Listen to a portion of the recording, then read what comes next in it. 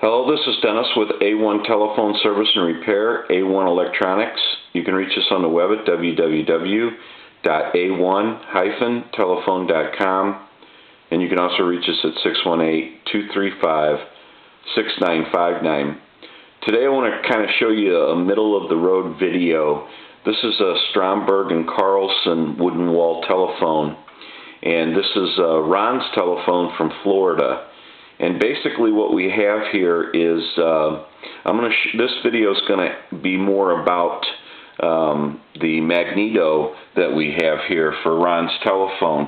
And in the initial video that we showed, the shaft for the magneto and the handle was totally out of the magneto.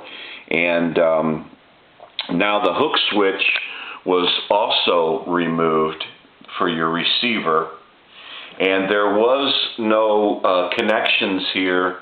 If you look up at the top of the cathedral, there was no connections whatsoever. And so basically what we have here now is we've made our connections, we've installed some hardware, and that kind of gives you a little bit of a look at how that turned out. So basically we just did what we could do to get it as close as we could to the original kind of a look to it. So now we have all of our connections here, and that turned out pretty good. So because you never know if you'd ever find those original parts or not, and that's pretty close to what it would have looked like. So that basically turned out pretty good. But this gives you an overall look at the telephone, kind of the middle of the road.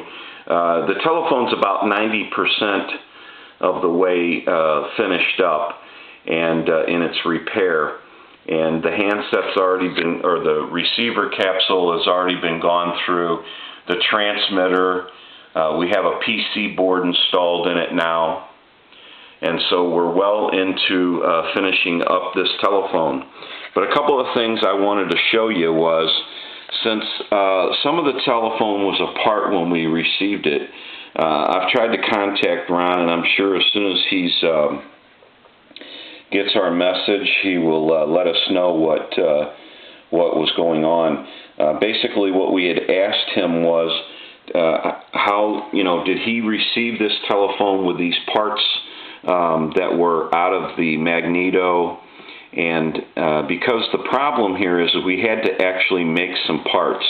If you look inside this magneto, what you're going to see here is you're going to see some brass, and it's inside here on the shaft for the magneto crank. And basically we had to make a piece, and I'm going to kind of try to specify what that looks like, just kind of give you an idea of what that looks like. We also had to make this bracket here, and so what happens now is this magneto is supposed to take about a fourth of a turn and then start turning everything. And the reason why it has to take a half a turn, or about a quarter of a turn like that, is if you notice over here, we want to utilize this set of points that are right here in this area. So what you're going to do is you're going to see them open and close depending on when you hit the crankshaft. So we're utilizing that set of points right now. And that's the way it was from the factory. The shaft turns about a quarter of a turn and engages that, and then you can, and we just have another bell connected up to it just to show you for the video.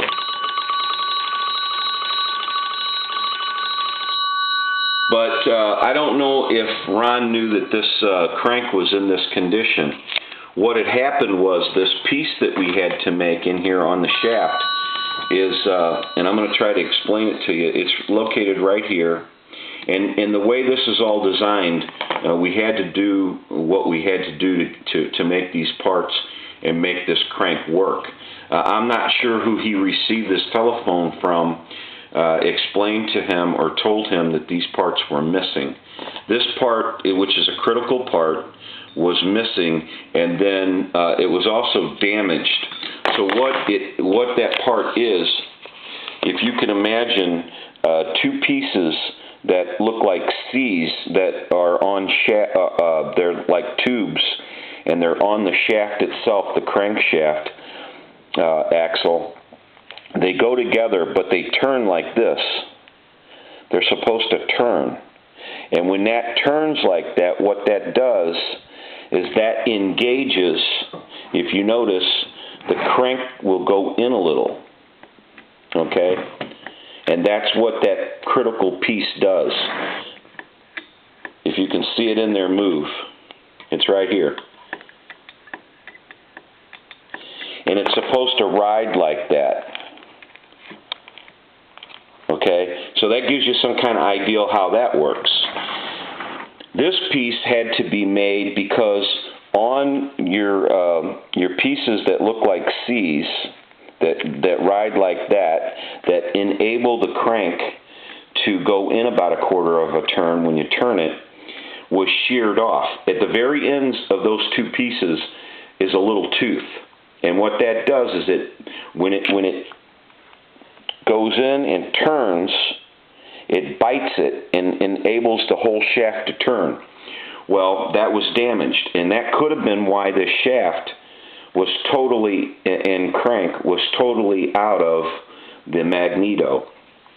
So instead of coming up, we had to make that part, and then since the tooth has been sheared off, though, the one part was missing, and the tooth is sheared off, the two teeth are sheared off of the other part, that's the other part of the C, okay, that turn like that. Since that's sheared off, we had to go to a different situation where I made this bracket that will grab this gear and enable it to turn.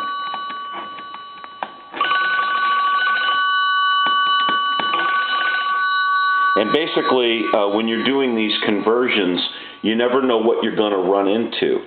And so these little added extra things that weren't supposed to be a problem end up being a problem. And then we have to start making pieces and parts, because I don't really know where you'd get any of those parts. You'd have to find the same magneto. They're all basically built the same. They have the same type of a design usually, but to find those exact parts, you could be looking a very, very long time. And I'm not sure where Ron got this telephone, and I'm not sure he even knew that that was a problem. But basically what they did was they sheared off the teeth on those two C gears that are supposed to grab to turn your shaft, and that would have all had to have been replaced. And I got a pretty good feeling, ideal, that the reason why this crankshaft axle and crank was out of the telephone. Now another issue is if we remove this crank handle, you can see what we've done here, and the bracket that we made. The problem with the crank handle is it doesn't fit the crank opening. It won't fit through. And it's supposed to fit through into the crank and tighten down on the magneto so that you can turn it. So either we have a phone that's been kind of put together, or somebody's replaced this cosmetic washer here that is your opening for your crank hole, or this magneto may not be the magneto that went to this telephone, or this crank handle may be the wrong crank handle. But you never know. It doesn't really matter I mean, I would much prefer to have the telephone and have all these parts than I would not have it at all. So regardless to how it all worked out, or if these are miscellaneous parts that somebody has parted the telephone together, or however it came to be, I would much rather have all the miscellaneous parts, or however it came to be, to get all the parts together to make the telephone work. So basically, it's just little things like this that hold us up when we're in the middle of a repair and a conversion.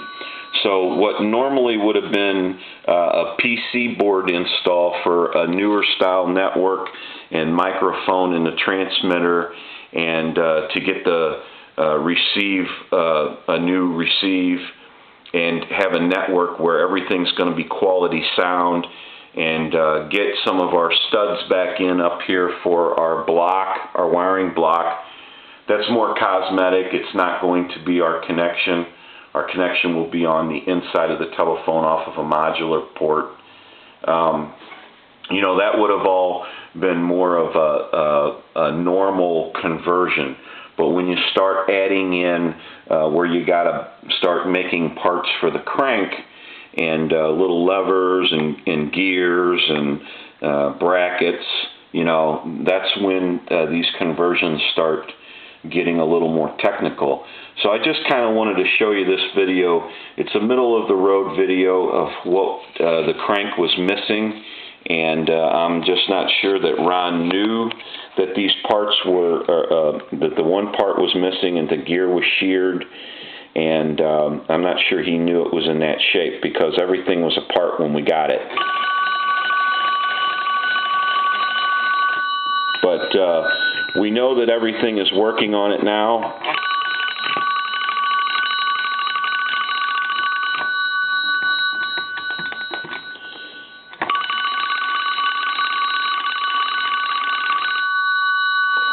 And that it's going to be fine. So it's just a matter of finishing the phone up now.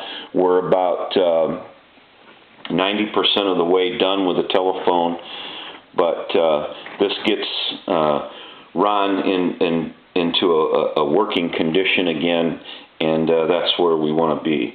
And so some more things have to be done, but we're about 90% done. Another thing that's going to have to be done is we're going to have to deal with this cosmetic opening here for his crank.